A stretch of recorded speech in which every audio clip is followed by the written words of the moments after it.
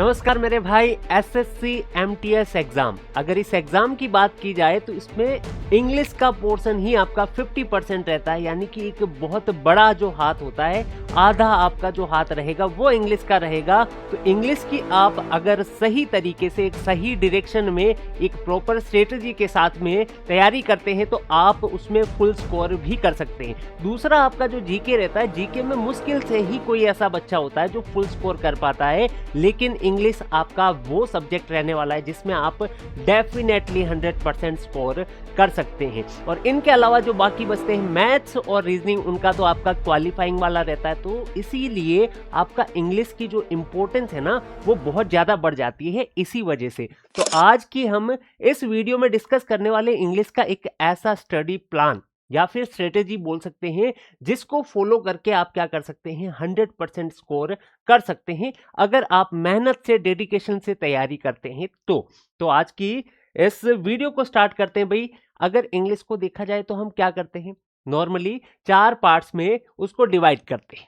ठीक है, आज की क्लास में हम इस वीडियो में हम ये डिस्कस करेंगे भाई कि कैसे 4 पार्ट में डिवाइड करके उनको आगे बढ़ाया जा सकता है। देखिए, एक तो आपका पहला पार्ट रहेगा ग्रामर, जिसमें आप बेसिक सीखेंगे इंग्लिश में क्या चीजें कैसे कनेक्ट की जाती है, कैसे सेंटेंस बनता है, कैसे क्लोज, कैसे फ्रेज बनता है, नाउन क्या होता है, टेंसेस क्या होते हैं, आर्टिकल्स क्या होते हैं, ये सारी चीजें आप ग्रामर में पढ़ते हैं। उसके बाद में वर्ड मीनिंग्स, जिसको हम वोकेबलरी बोलते हैं, सिनोनिम्स हो गए जो सिमिलर वर्ड्स होते हैं, एंटोनिम्स ऑपोजिट वर्ड्स जो होते हैं, ईडियम फ्रेजेस हो गई, वन वर्ड सब्स्टिट्यूशन हो गया। तो ये सारा वोकेबलरी में आता है। तो ये आपका स्पेलिंग्स याद करने वाला पोर्शन एक आपका अलग रहेगा। ठीक है, 2 पोर्शन हो गए। उसके बाद में कॉम्प्रिहेंशन का रहेगा, क्लोज टेस्ट हो गया, पैसेज हो गया, इस टाइप के जितनी भी चीजें आती है वो कॉम्प्रिहेंशन में आती है कि आपने बहुत बड़ा एक कुछ भी इंग्लिश का पढ़ा है और उसको कॉम्प्रिहेंड किया, उसको समझा है और उसमें से निकले हुए सवालों का आपने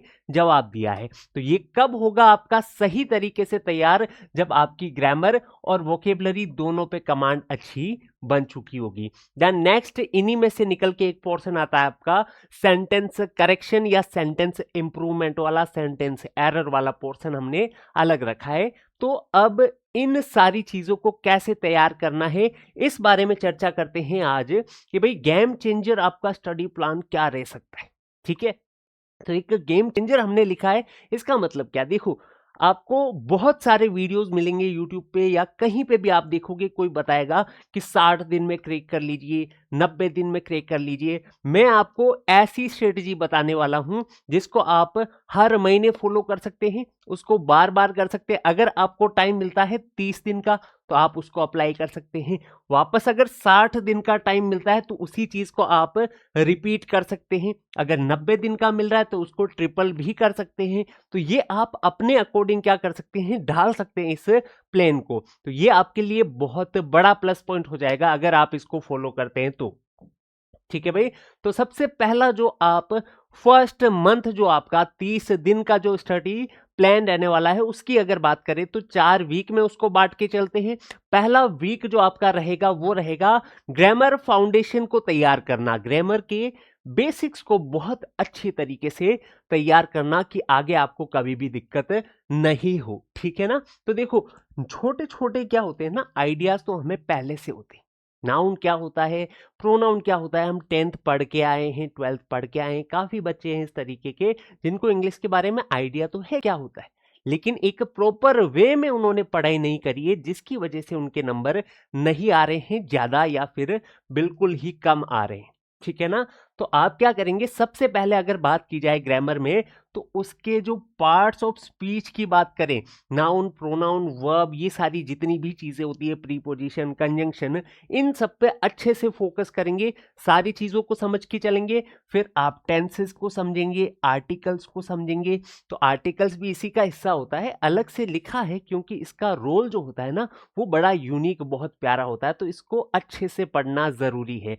तो टेंस पढ़ लिया, पार्ट्स ऑफ स्पीच पढ़ लिए, तो ऑलमोस्ट आपकी ग्रामर क्या हो जाती है, कवर हो जाती है। ये बेसिक्स है, तो इन पे ज्यादा कमांड होनी चाहिए, बाकी चीजों पे आप थोड़ा कम ध्यान देंगे ना तो भी चल सकता है।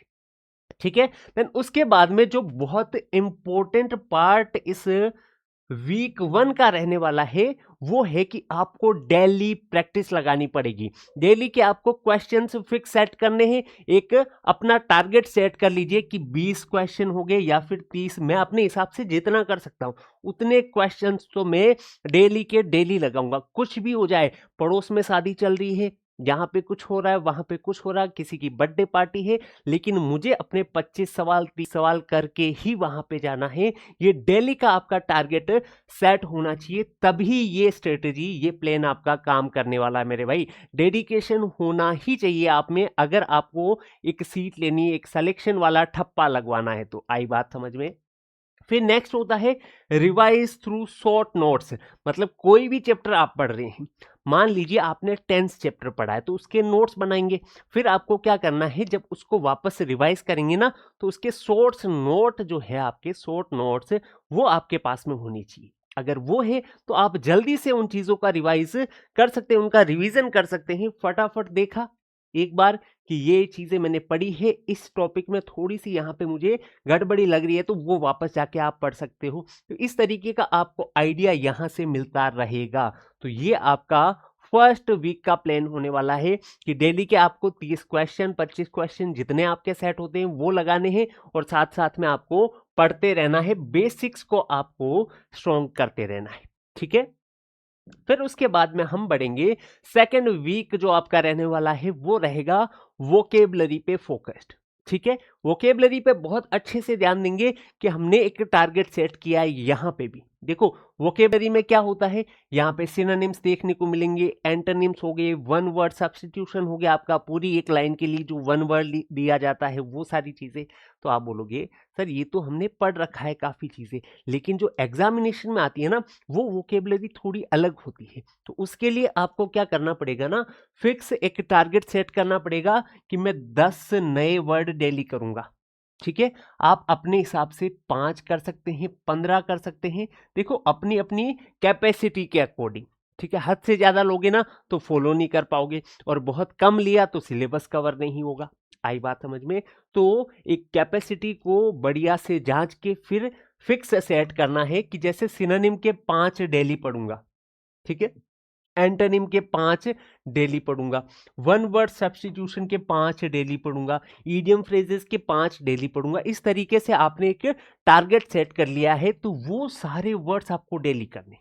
ठीक है, आपने 20 वर्ड सेलेक्ट किए अगर, तो 20 वर्ड आपने पढ़े, उनका सेंटेंस में यूज देखिए। अगर आप कोई भी वर्ड पढ़ते हैं और उसका यूज देख लेते हैं ना सेंटेंस में, तो वो बहुत अच्छे तरीके से और लंबे समय के लिए वो आपको याद हो जाता है। ठीक है ना, उनका मीनिंग्स तो आपको देखना ही देखना है, उसके अलावा उसका सेंटेंस में यूज भी देखना है, ताकि लंबे समय तक वो वर्ड्स आपको क्या रहे, याद रहे। सिर्फ देखा इसका मीनिंग ये इस तरीके से याद नहीं रहेगी चीजें ज्यादा लंबे समय के लिए। ठीक है, उसके लिए आपको प्रैक्टिस करनी पड़ेगी, उनको सेंटेंसेस में यूज करना पड़ेगा। अगर आपको कोई प्यारे प्यारे वर्ड्स नजर आ रहे हैं जिनका मीनिंग डेली लाइफ में भी आप यूज कर सकते हो उनकी जगह पे, तो वहां पे यूज करना है। ठीक है, आई बात समझ में? चलिए, नेक्स्ट फिर क्या हो जाता है, अगर आपको बहुत अच्छे तरीके से कि सर ये तो एक ऐसा हो गया कि एक तोते की तरह जाके वहां पे हमने वर्ड देखा, उसका मीनिंग ये, दूसरा वर्ड उसका मीनिंग ये, इस तरीके से पढ़ते जा रहे हैं, तो एक कोई नेचुरल फ्लो नहीं बन रहा है चीजों का। तो उसके लिए आपको मैं सजेस्ट करूंगा कि आप इंग्लिश न्यूज़पेपर्स को प्रीफर कर सकते हैं। वहां पे अच्छे से जाके एक एडिटोरियल वाला बहुत प्यारा पेज आता है, बहुत टफ लगेगा काफी बच्चों को, कुछ को आसान भी लग सकता है, तो उसको खोलेंगे, वहां पे पढ़ना शुरू करेंगे, तो बहुत सारे वर्ड्स वहां पे ऐसे मिलेंगे आपको जिनका मीनिंग आपको नहीं पता होगा। तो उन वर्ड्स को आप सेलेक्ट कीजिए, वहां पे सेंटेंसेस के द्वारा आप क्या करेंगे, उनको समझने की कोशिश करेंगे, फिर उनका मीनिंग देखेंगे, फिर वापस मीनिंग देखने के बाद वो लाइन पढ़ेंगे, तो आपको समझ में आएगा, तो एक मजा आने लगेगा खुद से ही उन चीजों को समझने का। तो इस तरीके से आप वोकैब कवर कर सकते हो। बस आपका डेली का टारगेट सेट होना चाहिए भाई। डेली का टारगेट आपका सेट नहीं है तो वोकेब आप कवर नहीं कर पाओगे। ज्यादातर बच्चों को मैंने देखा है कि वो वोकेब को कवर इसलिए नहीं कर पाते क्योंकि उनका टारगेट सेट नहीं। ठीक है ना, उनने या तो बहुत ज्यादा ले लिए कि 50 वर्ड्स करूंगा, फिर कभी दिन में कम समय मिलता है उनके पास तो वो 50 वर्ड छोड़ देते। फिर बोलते हैं कल करूंगा, परसों करूंगा, इस तरीके से वो चीजें छूट जाती है पीछे। तो ये आपको नहीं करना, एक प्रॉपर फिक्स अपनी कैपेसिटी के अकॉर्डिंग सेट करके टारगेट को फॉलो करना। मैंने भी ऐसे ही किया था, मैंने खुद ऐसे ही ये ट्रिक अप्लाई की थी और हर एग्जाम में मेरा फुल स्कोर रहा है, चाहे वो एसएससी सीजीएल का प्री हो गया, उसका मेंस हो गया जिसमें 135 मार्क्स की आपकी इंग्लिश ही आती है, उसमें भी फुल स्कोर है मेरा। तो इसी स्ट्रेटेजी को फॉलो करके मैंने ये स्कोर अचीव किया भाई। फिर अगर अगली बात करें तो नेक्स्ट आपका बहुत प्यारा स्टेप रहेगा, वो रहेगा कि इसकी प्रैक्टिस कैसे करनी है। जो भी चीजें आपने पढ़ी है ना, उनकी प्रैक्टिस कैसे करनी है, तो उसके लिए आपका सबसे पहला स्टेप जो रहने वाला है वो रहेगा प्रीवियस ईयर पेपर्स को सॉल्व करना है। प्रीवियस ईयर के जितने भी क्वेश्चंस है ना, उनको जरूर सॉल्व करें, क्योंकि चीजें कहां से आएगी, जो भी एग्जामिनर आपसे क्वेश्चन पूछने वाला है वो टाइप कहां से आने वाले हैं, जो उन्होंने प्रीवियस ईयर में पूछे, मतलब पिछले सालों में जो भी सवाल पूछे हैं, क्वेश्चंस आपको पूछे हैं, उन्हीं में से वापस घुमा फिरा के उन्हीं चीजों को आपको दोबारा पूछा जाएगा। तो प्रीवियस ईयर क्वेश्चंस पेपर वो सॉल्व करना तो आपके लिए एक मस्ट है भाई, करना ही पड़ेगा अगर आपको फुल स्कोर करना है तो। क्लियर है चीजें? नेक्स्ट देखो, फिर आपको एक टारगेट ये भी सेट करना है थर्ड वीक में, क्या हो जाएगा कि एक आपको इंग्लिश का फुल मॉक डेली देना है, चैप्टर वाइज टेस्ट नहीं, आपको फुल मॉक देना है, डेली का डेली एक मॉक आपका फिक्स हो जाना चाहिए। उसको मॉक देंगे, फिर उसको एनालाइज करेंगे, ये दोनों साथ में है पॉइंट, ठीक है ना। आपने फिर थर्ड वीक में क्या किया, एक मॉक उठाया, आपने दिया पूरा अच्छे से बैठ के, फिर वहां पे कितने आपके क्वेश्चन गलत हो रहे हैं, कितने सही हो रहे हैं, कितने तुक्के से सही हो गए, ये पॉइंट भी ध्यान रखना, तुक्के वाला पॉइंट भी ध्यान रखना, उसको भी आप सॉल्व हुआ है ऐसा नहीं मान सकते, वो भी आपका गलत ही है क्योंकि तुक्के से सही हुआ है, ठीक है ना। तो वो सारे क्वेश्चन जो आपकी मिस्टेक्स वहां पे हुई है, जो गलतियां हुई है, उनको जरूर सुधारेंगे और एक नोटबुक जरूर मेंटेन करनी है सिर्फ और सिर्फ मॉक टेस्ट के लिए। मॉक टेस्ट के लिए क्या करना है, एक नोटबुक मेंटेन करनी है भाई। जितने भी गलत क्वेश्चन हो रहे, जितने भी रूल्स है जो आपके छूट रहे हैं, जिनमें आप कंफ्यूजन में हो अभी तक, तो वो सारे के सारे आप इसमें जरूर नोट करके रखें और उन्हें रिवाइज करते रहें, ठीक है। देन फिर आपका वीक 4 आता है जिसमें आप फाइनल रिवीजन बोल सकते हैं, या फिर किसी की स्पीड कम है कि सर टाइम पे हम सारे क्वेश्चंस नहीं अटेंड कर पा रहे हैं, तो वो सारी चीजें आप वीक 4 में कवर करने वाले हैं। बहुत अच्छे तरीके से देखना, देखो ग्रामर के जितने भी रूल्स हैं, ठीक है ना, उनको बहुत अच्छे तरीके से रिवाइज करो। सेंटेंसेस का जो प्रैक्टिस वाला सेशन है आपका, वो बहुत जरूरी हो जाता है कि सेंटेंस में यूज करके देखिए आप उन रूल्स को। जब तक आप प्रैक्टिस नहीं करेंगे मेरे भाई, उन रूल्स का कोई मतलब नहीं है, ठीक है। प्रैक्टिस नहीं करोगे, रूल्स का कोई मतलब नहीं है। प्रैक्टिस ज्यादा करो, फिर रिवाइज करो, ताकि वहां पे सेंटेंस में दिखते ही आपको गलती पकड़ में आ जाए, ये चीज हो रही है, ये नहीं होनी चाहिए, ये होनी चाहिए। क्लियर है चीजें? बहुत बढ़िया। फिर नेक्स्ट क्या हो जाएगा, डेली क्विजेज आपको जरूर लगाने हैं, कहीं से भी आपको मिल जाएंगे, हमारी एप्लीकेशन पे भी मिल जाएंगे, आपको जल्द ही इसकी सूचना मिल जाएगी। आप टेलीग्राम हमारा ज्वाइन कर सकते हैं। तो आप क्या करेंगे, डेली के क्विज लगाएंगे, हमारे टेलीग्राम चैनल पे क्विजेज चलते रहते हैं, तो वहां पे भी आप लगा सकते हैं। तो वहां से क्या होगा, आपकी स्पीड बूस्ट होगी और एक्यूरेसी भी आपकी बढ़ने लगेगी धीरे धीरे, ठीक है ना।